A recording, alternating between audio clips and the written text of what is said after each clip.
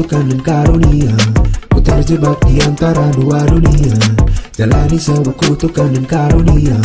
Ku terjebak di antara dua dunia.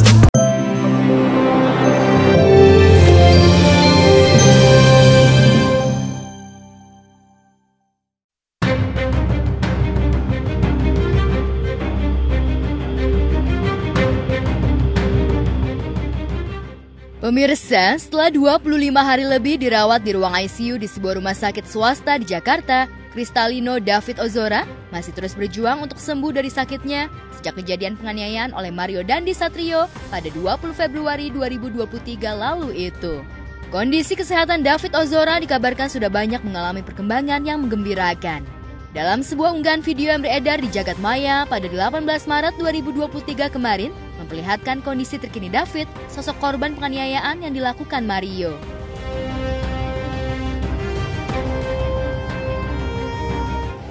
Buka lagi mulutnya. Buka mulut, buka ya, pinter. Nah, Ayo pelan-pelan, pelan-pelan. Enak. Nangis ya. Enak ya.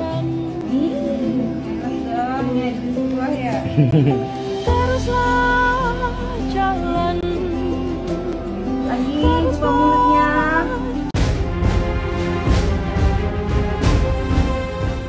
Dalam video yang beredar yang diunggah ayah David di sosial media, tampak putra dari Jonathan Latumahina itu tengah berjuang membuka mata dan juga mau minum jus buah meski harus masih disuapi oleh seorang perawat rumah sakit. Dengan tatapan yang terlihat belum fokus benar, David berusaha membuka mulutnya dan menelan makanan yang diterimanya. Sekilas tampak ayahanda David, Jonathan, yang merekam momen tersebut sambil terus memberikan semangat untuk putranya itu.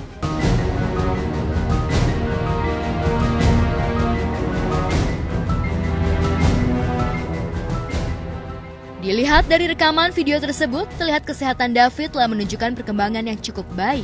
David sudah bisa menerima sejumlah perintah pendek seperti membuka mulut saat hendak menerima suapan makanan oleh perawat yang merawatnya dengan didampingi ayah David.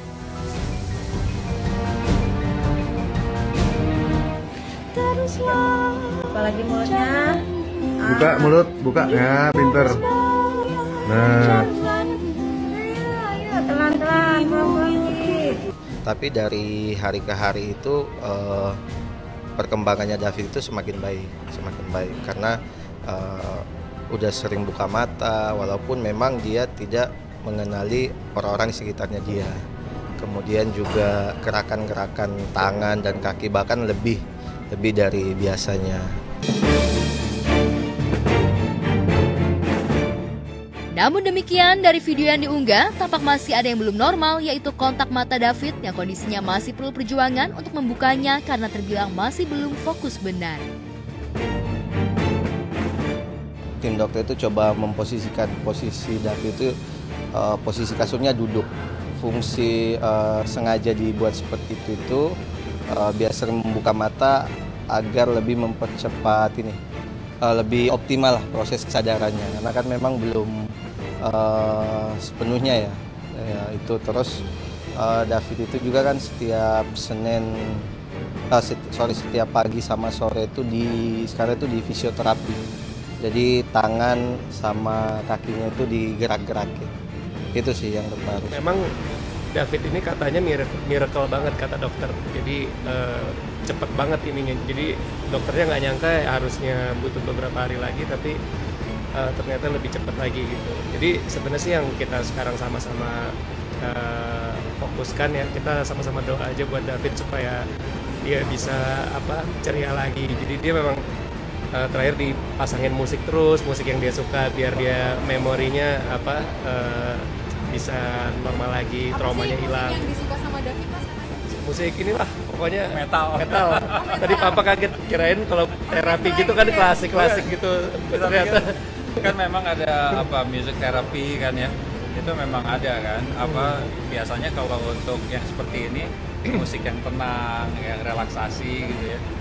Tapi begitu saya dengar musiknya yang heavy metal gitu ya, tapi dia bilang orang David itu kondisi normal itu dia kalau tidur pakai headphone musik yang keras itu kalau dicopot malah bangun. Jadi itu lucu, jadi unik.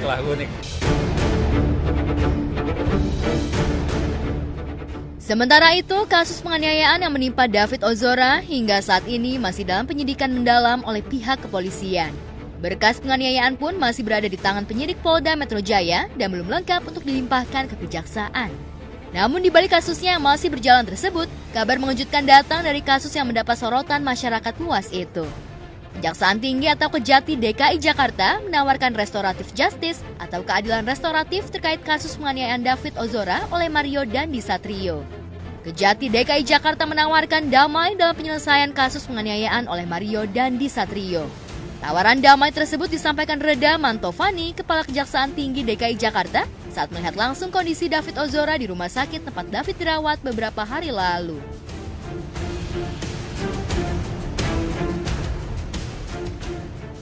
Di dalam pasal penganiayaan itu kan ada tingkatan, ada penganiayaan berat, penganiayaan ringan.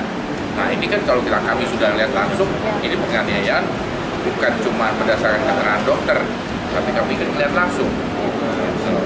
Kalau melihat kondisi korban hari ini, alhamdulillah kondisinya sudah membaik. Nah, saturasi pernapasan sudah baik, tensi juga ada normal, tetapi tetap itu penganiayaan berat. Ya. Adapun hasil dari peninjauan langsung tersebut akan digunakan sebagai landasan penyidik kejaksaan dalam memproses berkas para pelaku yang kini mulai diterima pihak Kejaksaan Tinggi. Teman-teman ketahui bahwa saat ini beberapa SPDP untuk para tersangka sudah masuk ke kami, dan bahkan untuk tersangka A itu sudah masuk berkas perkaranya ke kami dan sedang kami teliti, kami pelajari. Dan itu akan selama 7 hari kami akan pelajari, kita akan berpendapat 7 hari kemudian B19 atau B21. Mudah-mudahan kita percepat karena masalah anak. Ya kan, masalah pelakunya dalam hal ini anak, jadi kita akan ada percepatan. Saat ini pihak Kejaksaan Tinggi DKI Jakarta sudah menerima berkas milik pelaku anak AGH yang kini berkasnya masih dipelajari penyidik kejaksaan selama 5 hari ke depan. Sementara untuk menyidangkan kasus penganiayaan David Ozora, pihak kejaksaan juga akan menyediakan jaksa spesialis anak untuk di persidangan nantinya. Kasus AG ini adalah jaksa spesialis anak. Ya.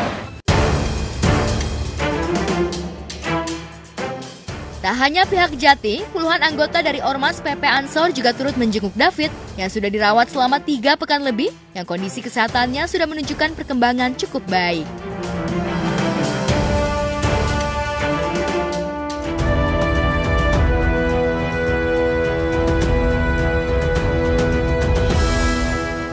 Sementara itu, pasca dilarikan ke rumah sakit kembali di Rumah Sakit RSPAD Gatot Subroto, usai mengisi sebuah acara di kawasan Senayan Jumat lalu, lantaran kondisi mata bagian kirinya ada benjolan kecil, kondisi Indra Bekti dikabarkan sudah membaik dan diperbolehkan pulang ke rumah.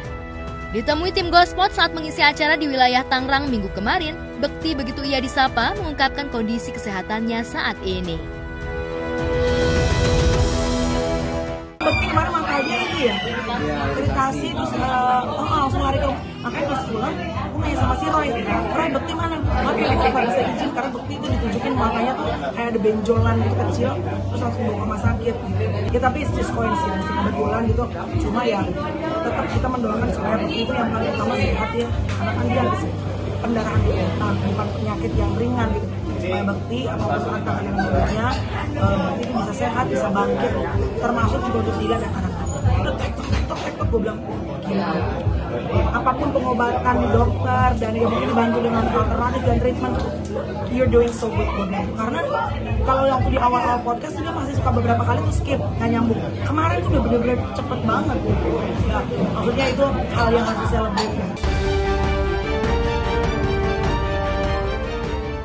Seperti pada penayangan kemarin, Bekti harus dilarikan ke rumah sakit saat menjadi host sebuah acara bersama dengan sahabatnya Melanie Ricardo.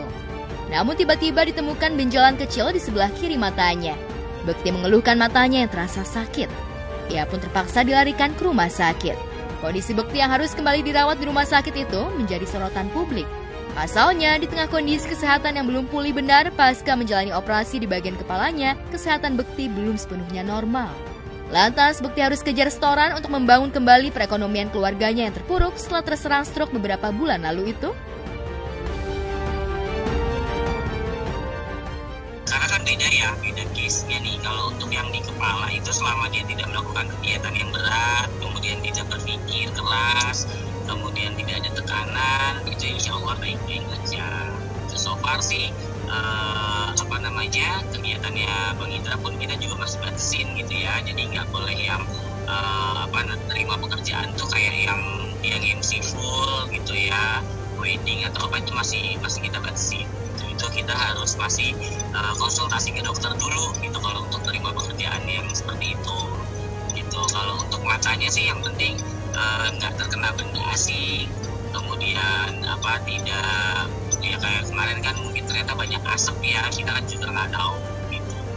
Besar banget tuh kalau ngeliat dia kayak orang nggak habis stroke loh, gila. Sampai gue bilang kali is good Bekti sama lu sama kita semua, karena kan beberapa bulan yang lalu dia kayak orang nggak habis stroke loh, gila. Sampai gue bilang kali is good Bekti sama lu sama kita semua, karena kan beberapa bulan yang lalu 2 bulan ya, gue masih nyamperin dia di ICU, udah tergeletak gitu. Orang gue dalam hati gini ngebatin, wah kelar Bekti, maksudnya lama nih takutnya nggak bisa balik lagi nge-MC apa.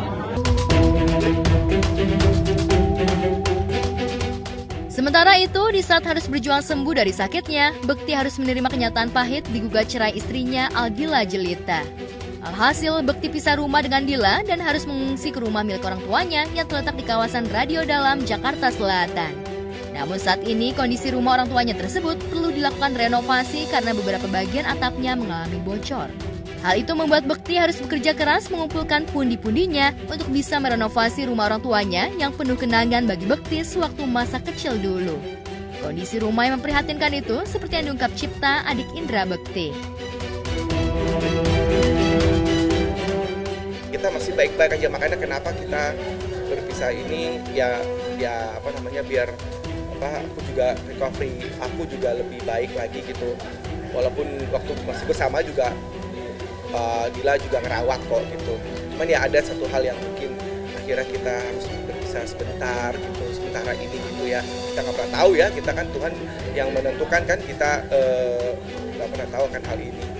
Dan akhirnya saya sih ya berharap memang kita bisa baik-baik gitu. Dan akhirnya pada bisa baik-baik itu jadilah sekarang masih di rumah kita itu ya, yang lama itu sama aku yang meninggalkan rumah itu, aku ke rumah orang tua aku gitu.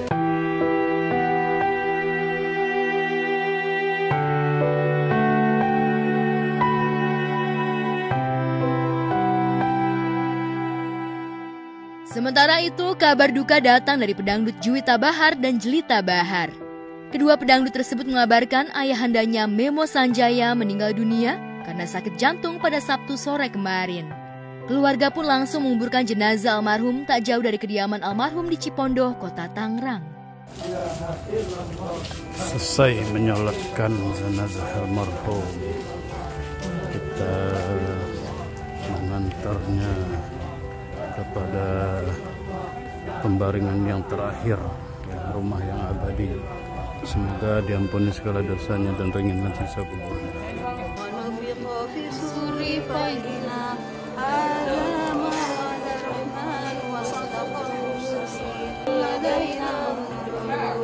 Ya, jadi sebelumnya papa itu ada penyakit jantung gitu, dan memang dari dokternya juga udah disaranin untuk pasang ring, tapi papanya masih takut, papanya nggak mau gitu. Jadi ya udah, sering berjalannya waktu ya cuman kayak alternatif ya terus udah gitu, selain check up selain ada jantung juga, papa juga disuruh cuci darah juga karena ginjalnya udah kena juga gitu. Tapi papanya masih takut juga, papa nggak mau juga. Jadi ya inilah hari-hari terakhirnya adik-adikku dua inilah yang nemenin papa gitu. Iya kan aku pisah rumah kan sama papa, kan aku di Cibubur. Nah papa itu di Tangerang sama dua adik aku ini gitu. Jadi langsung telepon dia, langsung kabarin, teh papa udah nggak ada. Aku langsung sedih banget juga. Terus aku langsung kabarin suami aku yang lagi di kamar mandi. Aku langsung kaget, kita semua langsung berangkat ke sini. Dia punya penyakit jantung ini, dia memang udah komplikasi. Dia udah punya diabetes. Cuman papanya tuh selalu ngelawan sama penyakitnya gitu. Oh nggak apa-apa, papa masih sehat gitu.